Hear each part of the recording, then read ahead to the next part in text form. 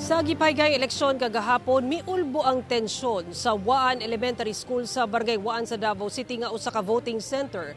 Human kapin gatos ka mga botante nga dili residente ang namatikdan sa barangay.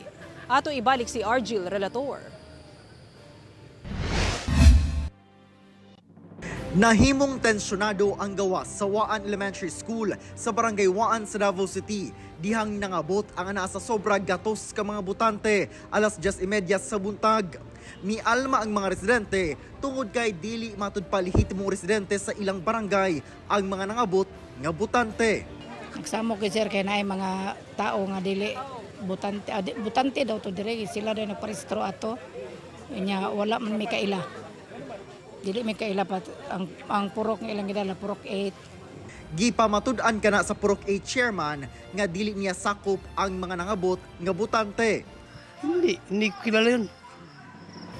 Kahit may hindi ko nakikilala yun, lahat sila. Hindi ko nakilala na ano na lang ako na ba't ang dami ng tao.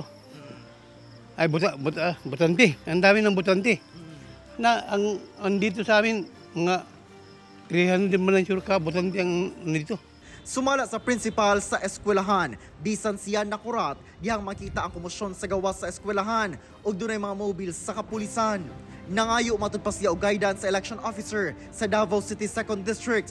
Gipasulod sa voting center ang grupo sa mga botante, sanglit anaa sila sa registered voters list. Ato ang election officer na si Attorney Mamukid nag-advise gyud nga since kanang kuan sila, they are a registered voters of Waan, they really need to vote as to practice their right to suffrage. Base sa listahan, anaa sa 444 matud pa ang ihap sa mga botante nga dili taga purok 8 apan dili pa masiguro kung pila sa maong ihap ang nakabotar. Now it's up to the katong mga elders to sue them. Napod sila i-list gyud sa mga pangalan atong mga tawhana. Bantay sarado sa kapulisan ang gawas og mismong gate sa maong eskwelahan. Nahuman ang pag-transmit og resulta sa upat ka clustered precincts sa maong eskwelahan.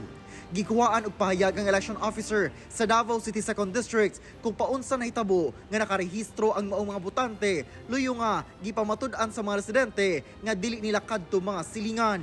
Wala pa siya itubag. Ako si Argil Relator. 1 Mindanao.